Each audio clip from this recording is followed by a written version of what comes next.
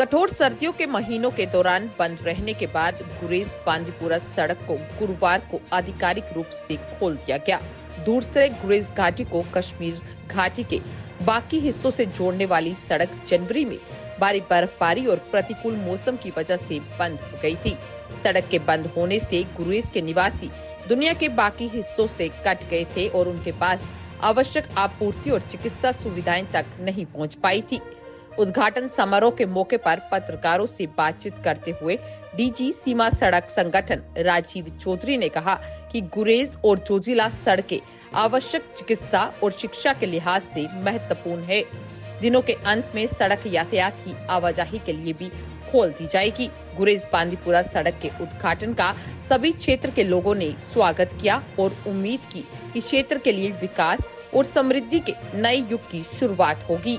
ये बिल्कुल एक्सपेक्ट कीजिए और हम इसको राउंड द ईयर इसको खोल कर रखेंगे। अभी हम जैसे हमने बताया कि ये राजधान पास जो है तकरीबन 150-160 दिन में खोला जाता था 3 साल पहले, और 2021 में इसको 135 दिन में खोला गया। पिछले साल 59 डेज में खोला गया, इस बार 58 डेज में खोला गया। इस पीरियड को हम कम करते जा रहे हैं, बट उसकी स्नो क्लियरेंस की एक लिमिटेशन है।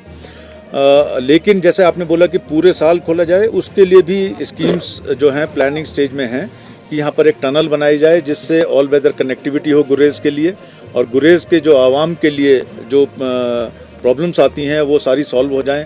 जिसको किसी को अपना एग्ज़ाम देने आना होता है, किसी स्टूडेंट को, किसी महिला को अपने डिलीवरी के लिए जाना है श्रीनगर, या किसी को मेडिकल इमरजेंसी है, या कुछ चीज़ खरीदनी है, उन सब के लिए वो टनल एक हमारा एक भविष्य में सोच है कि वो आए। और आप ये आपने देखा, पहले हम डोजर होता था और उसके आगे ब्लेड लगा के स्नो को क्लियर किया जाता था, उसमें समय लगता था और वो एक बहुत धीरे वाला प्रोसेस है।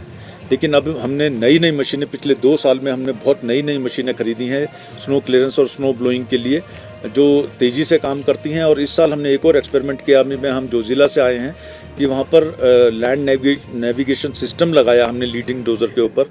वो डोज़र भी इनायतुल्ला चलाता है, जो आपको मालूम होगा, एक लीजेंड है, वो आइकॉन है वैली का, जो बहुत मुस्तैदी से काम करता है। उसके पीछे बाकी डोज़र काम करते हैं।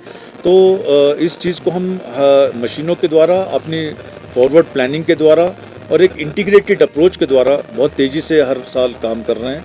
और जैसा आपको ज्ञात है कि इस साल बर्फ़ भी बहुत ज़्यादा पड़ी है पिछले साल के मुकाबले में, फिर भी हमने इसको जल्दी खोला इस पास।